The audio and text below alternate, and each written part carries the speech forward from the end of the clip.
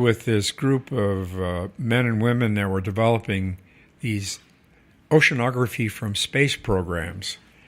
It was a big risk. Who knew sell the program? And once we launched it into orbit, whether it would actually work.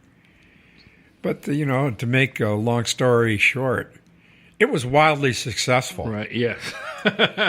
In the early 90s, we launched satellites that could measure the height of the sea surface. Oh. And I was producing these fantastic maps of El Nino and La Nina. Now, when you talk about the height of the sea surface, what are you talking about in relation to what the depth of the sea, or how high the waves come up off it? What are you talking about in relation? Well, that's an excellent question. Is of course the height of the sea surface changes with waves. Bigger the waves, the higher the height of the sea surface. Right. But there are other signals that are even larger. Things that are 3 or 4 times the size of the continental United States. Things like El Nino and La Nina. Right. Where an area of the ocean will warm up.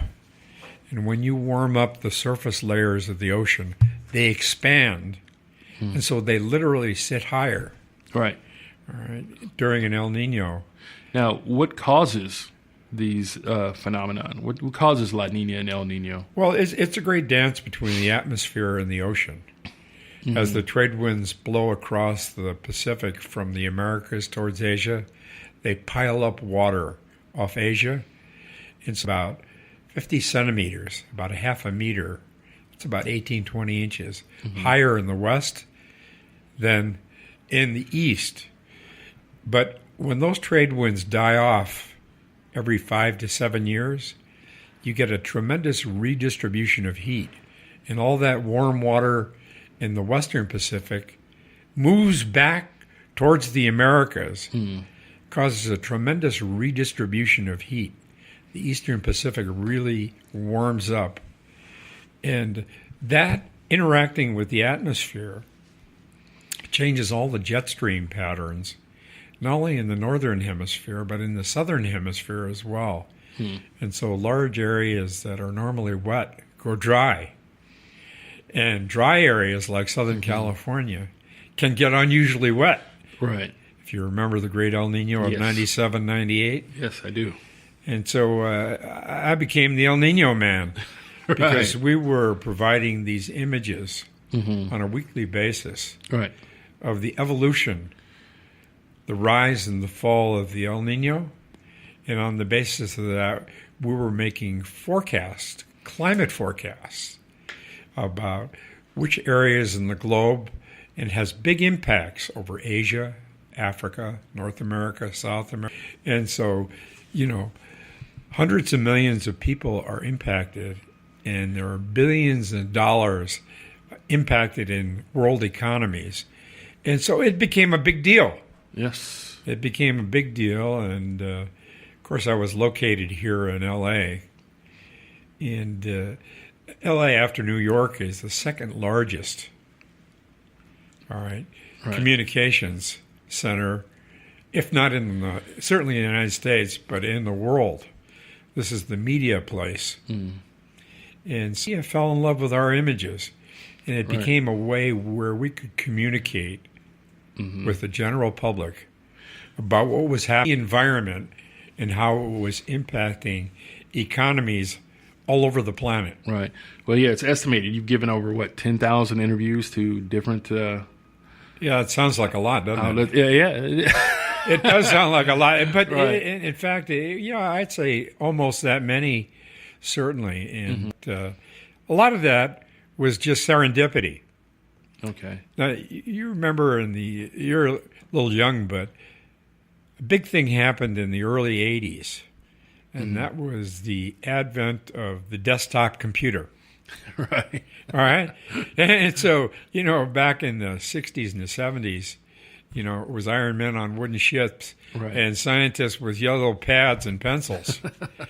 But with the advent of the desktop computing, about one of the first Apples when they hit the market, and then later in the early 90s, what really complemented that was the WWW, the World Wide Web.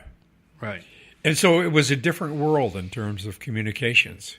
When the big El Nino of 97, 98 hit, the World Wide Web, desktop computing, it really hit its stride.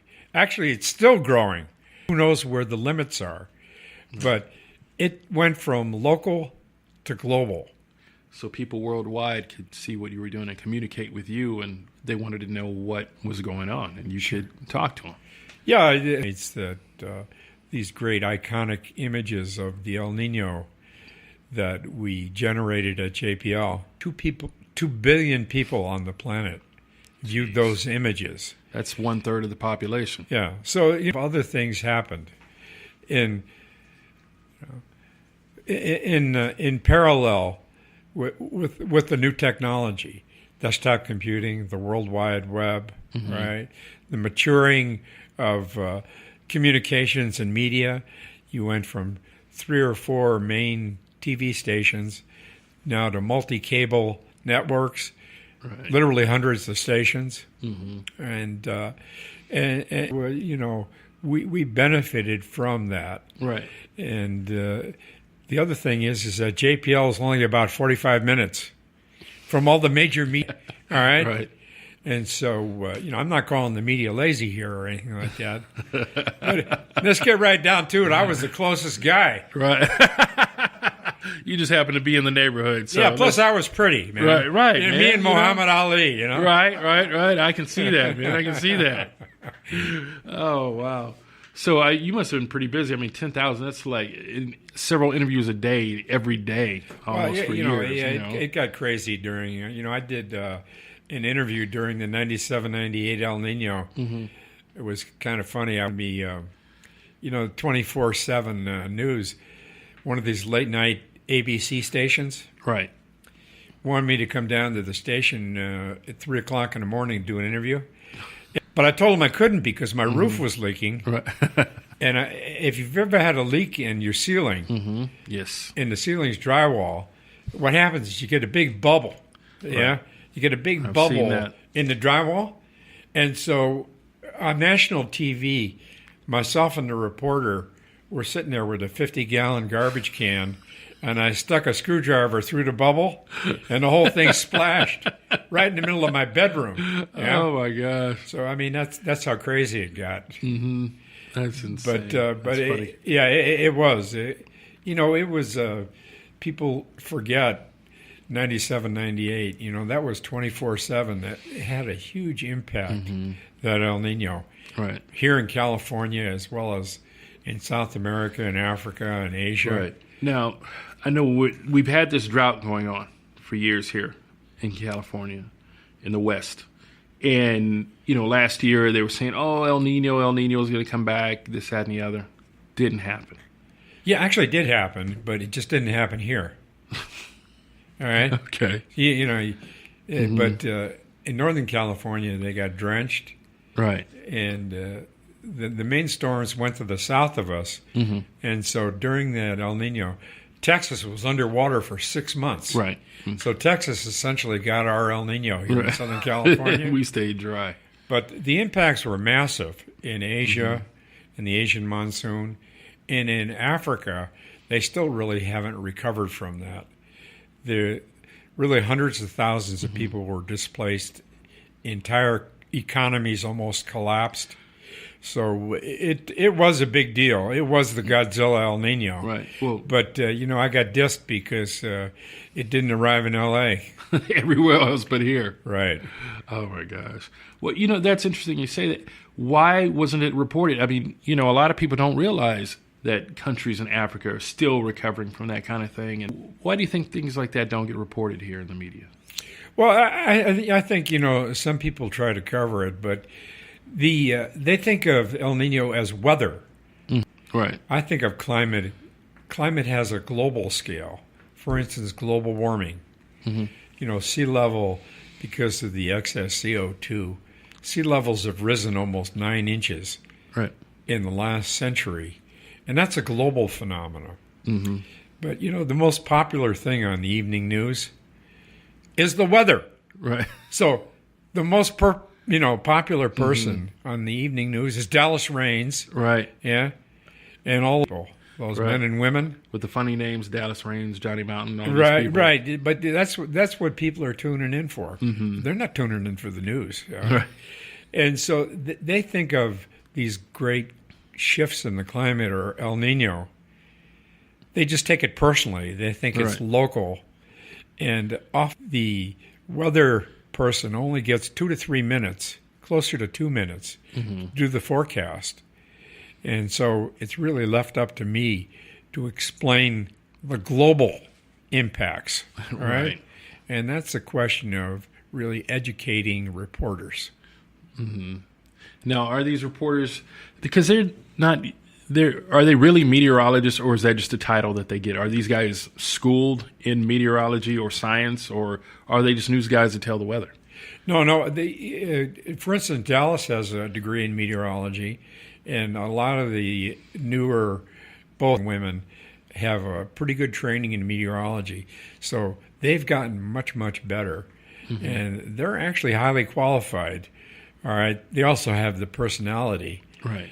To you got to squeeze, but make it interesting. Yeah, the media in general is just better educated on science, on the environment, on weather than they were 20 years ago. And all in all, I have to say they really do a great job. Okay, well, that's good. Yeah, they're storytellers. It's an interesting thing. I'm kind of a geek, and so I call myself I'm the fact person. All right? So scientists, men and women, we're fact finders. But to get our stories out, we have to work with the media. Right. And so people like yourself, or good reporters, or good journalists, they're storytellers. Right. And so it's really a partnership between the fact finders and the storytellers. And so you really tell our stories. Right. That's a good thing. Yeah. So, global warming. How did it become so politicized?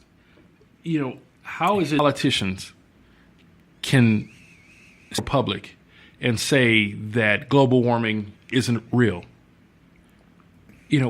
What is the reasoning behind that? Is it because of money? Well, it's always money. Follow the money, Right. That is always the story. Is that now thousands of scientists across the planet have been working on these issues, and the increase in carbon dioxide essentially has warmed the planet, primarily the oceans. 95% of the heat goes into the oceans. So the unequivocal proof of global warming is sea level rise, or as an old surfer, what I like to say is disappearing beaches. Sea level rise and disappearing beaches, all right? And so it's not an opinion, all right? It's really not even up to this. It's a scientific fact. So your question is where do these wackos come out and say that, global warming is fake, the evidence is not in? Well, it's big money, people that, because the way of this is we have to wean ourselves off fossil fuel and move into renewable energies, because we just can't infinitely keep burning fossil fuels and putting CO2 in the atmosphere, or essentially the planet's going to be warmed up to such that most of it will be uninhabitable. Let me say that. Most will be uninhabitable if we continue to use fossil fuels at the rate that we've had. Right. Now, and so the big oil interests, all right, is that I have a simple rule of thumb. Rich people are greedy, all right? And the fossil fuel industry, the Koch brothers, they fund a disinformation campaign about global warming. And, of course, like the IRA, they buy politicians. And politicians, the way they stay in office is that they need money to campaign. There's something wrong with the system, right? And so you have a lot of disinformation out there that's being funded by special interests like the fossil fuel industry. All right.